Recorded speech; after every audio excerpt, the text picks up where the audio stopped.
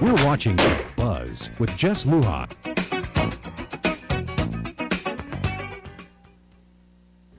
We're back with former Senator Brown, Vice Speaker, Director Brown, Department of Public Works, and the projects over there. Let's talk bridges. Okay. Wow. Where do we start? I tell you, let's start with Hagutnya, okay? Because that's up and coming. Yes. Tell us about that. There are public forums now that are being conducted regarding that. Actually, we've been working very well with our former colleague, Senator Tom Atta, who's the Oversight Chair for the Department of Public Works. And tomorrow evening, we will be having the first in a series of public briefings to his committee. Tomorrow, we will be discussing the Tri-Intersection Project and the Aganya Bridge.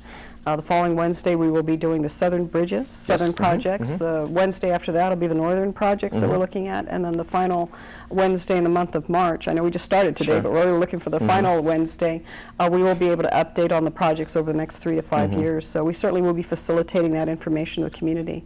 I know there's a lot of attention on the Aganya Bridge because it is on such a critical road, Route 1. We are looking at the designs that's currently in the process. It probably may not be till May of next year, April or May of next year, assuming that we're on schedule with the actual construction, because this is a DOD-funded project. And one of the reasons that it's being done, of course, that bridge is over 65 years old.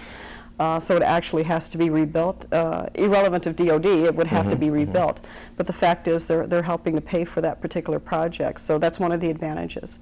We will not be having, and I realize there was a lot of concern last week with regards to the gridlock that happened as a result of a fatality on Marine Drive, which was a very, very unfortunate incident. But people somehow translated that to, what does that mean in terms of our ability to drive on Route 1, Marine Corps Drive, when they actually began the bridge construction. But we actually are looking at only reducing the lanes on each side to 2 lanes instead of 3. Okay. Which to me is a little more manageable. It's not ideally what everyone would like, but the bridge has to be built, and we only have a certain amount of easement to do it.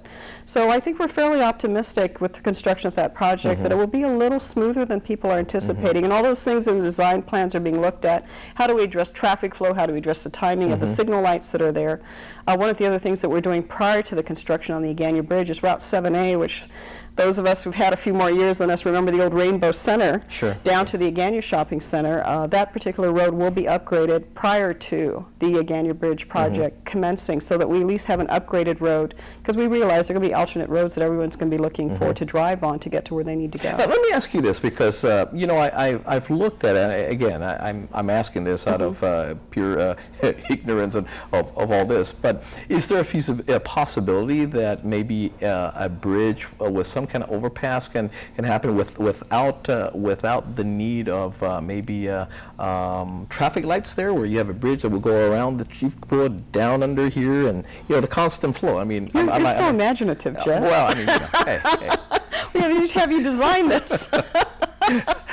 I'm just wondering, because there have been quite a few accidents on turns that are being made right there on Marine Corps Drive, and a lot of them are being done, of course, by tourists, where signs are not erected. And because a lot of people don't realize we're going down Marine Drive heading south. You can't take a left turn like you normally do at traditional intersections.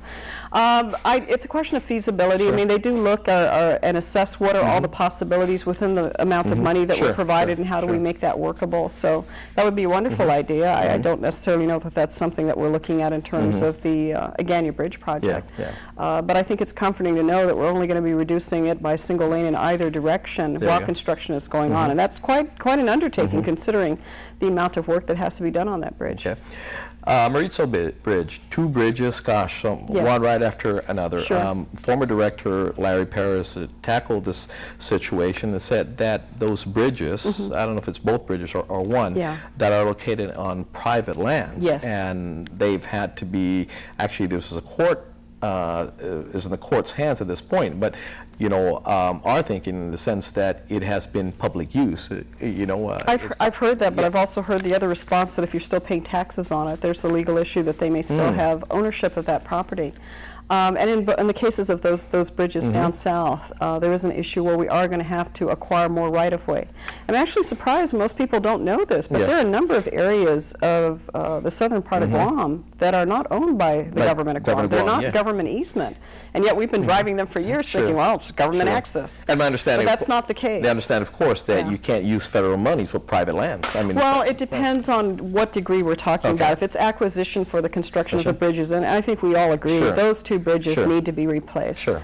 I like the quaintness of the 2-lane roads as we go down south, but definitely the 2 bridges, and they've been in that situation for a long time with only a single lane that's open, and I think we all agree that's not acceptable. We are working on the design plans for that project. We are looking at government easement, and then what we don't have and what private properties have to be acquired. All of those things are currently under review, so that we can hopefully in the not too distant future announce when we will commence with those 2 projects, but they are in the works. Okay, so hopefully sometimes this year that maybe we can have a date done when? Well, no doubt. I think later this year as the design plans are completed and we've had to assess options, of course, depending on what funding is available.